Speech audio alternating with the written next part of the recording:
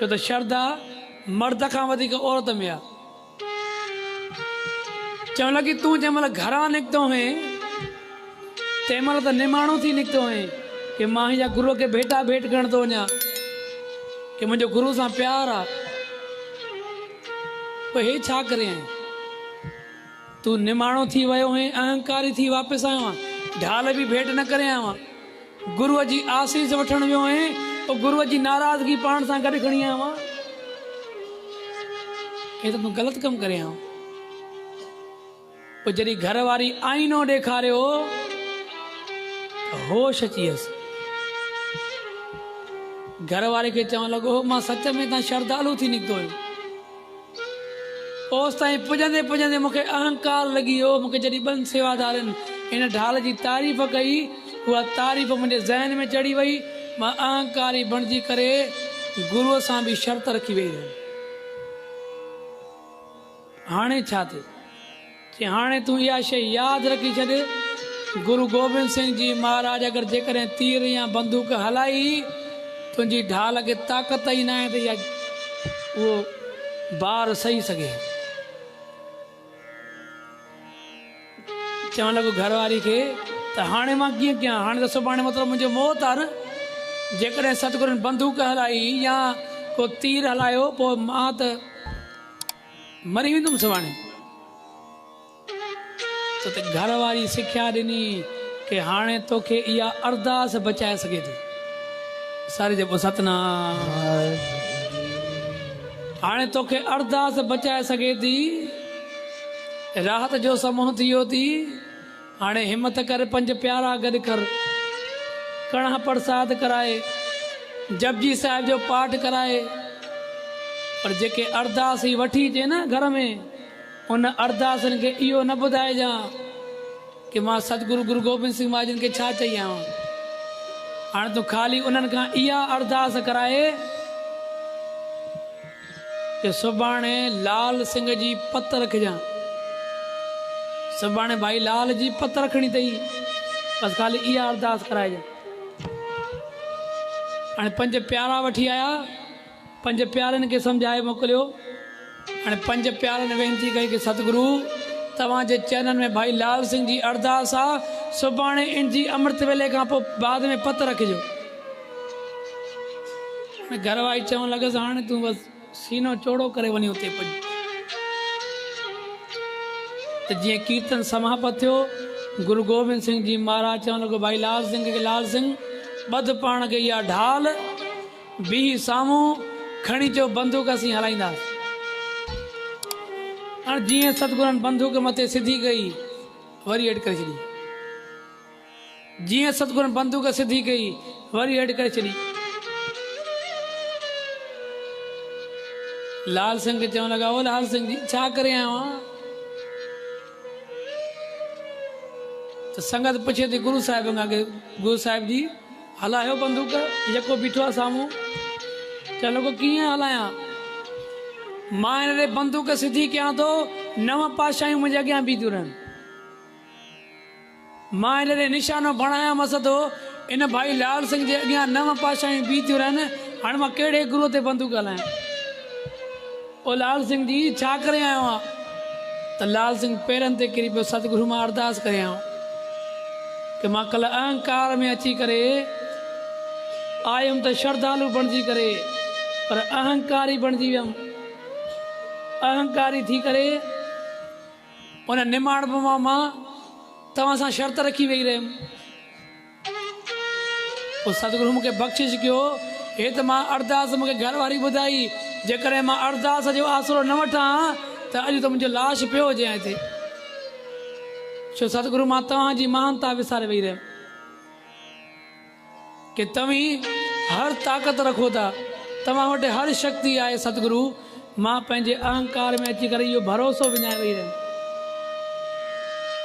असीं अरदास कयूं था, अरदास में एतिरी ताक़त आहे, ऐं अरदास रंग बि तॾहिं लॻाईंदी आहे जॾहिं अरदास कराइण वारे वटि या अरदास करण वारे वटि पाण वटि श्रद्धा हुजे।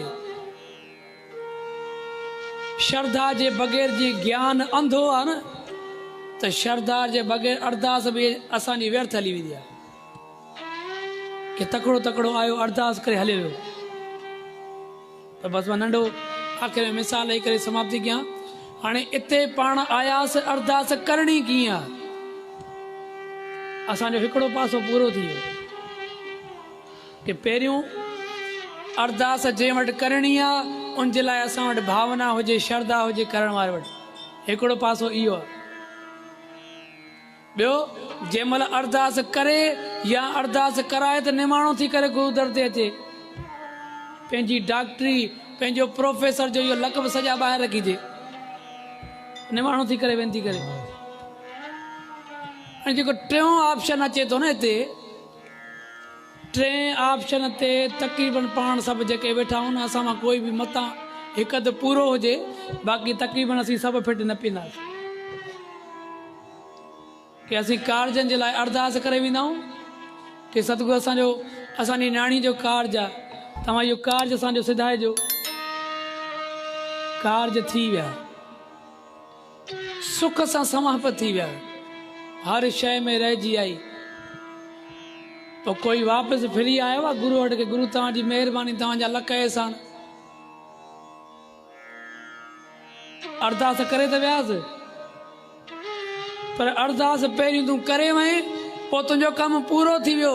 पोइ असली सेवक जी निशानी आहे कि बाद में बि अरदास करण जे शुक्राने जी कि सतगुरु मां तव्हांजी अरदास जो आसरो वठी वियो हुयुमि।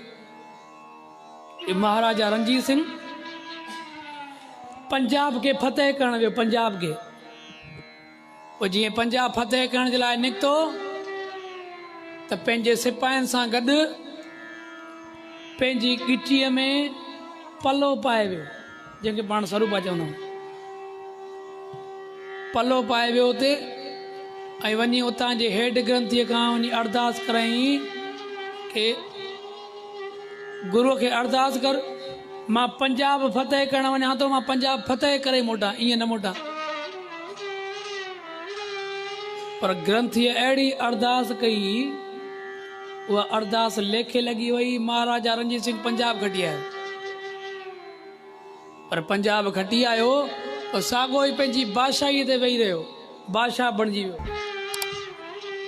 जेको दरबार जो सेवादारी हुयो न, उन नापो करायो रणजीत सिंह ने कि महाराजा रणजीत सिंह तोखे वधायूं हुजनि, तूं जंग खटी आयो आहे, तूं पंजाब फतेह करे आयो आहे, तोखे वधायूं हुजनि। त महाराजा रणजीत सिंह ॿ सिपाही मोकिलिया, चवणु लॻो हिन हेड ग्रंथीअ खे वञी चओ असीं हाणे बादशाह बणिजी विया आहियूं, तोखे जेकी शइ बि खपे मूंखे ॿुधाए, असीं तोखे उहा ॾेई छॾींदासीं।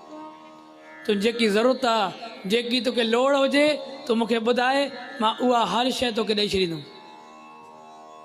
त जेको हेड ग्रंथी हुयो उहो ज्ञानी हुयो, उन न्यापो करायो ॿिनि माण्हुनि जे हथ कि महाराजा रणजीत सिंह, जंहिं महिल तूं हिते वेनिती करण आहीं, अरदास करण आहीं, तंहिं महिल त भिखारी बणिजी करे आयो आहीं, पंहिंजी गिचीअ में पलो विझी आयो आहीं, पहिरें उघाड़ो घरां निकितो आहीं कि मां जंग करण थो वञा, पंजाब फतेह करण थो वञा, उहो गुरू मुंहिंजो सहाय थी जा। भिखारी बणिजी आहीं, हाणे वरी बादशाह बणिजी करे गुरूअ ॾे हुकुम कयो थी, मां ॾे हुकुम मोकिलियो थी कि जेकी शइ खपई मूंखे ॿुधाए। ओ महाराजा रणजीत सिंह, मां तुंहिंजे लाइ इहा फतेह घुरी सघां थो, तुंहिंजे लाइ बादशाही घुरी सघां थो, पोइ मां पंहिंजे गुरू खां पंहिंजे लाइ बि घणो कुझु घुरी सघां थो, तुंहिंजे ॼण जी महिरबानी।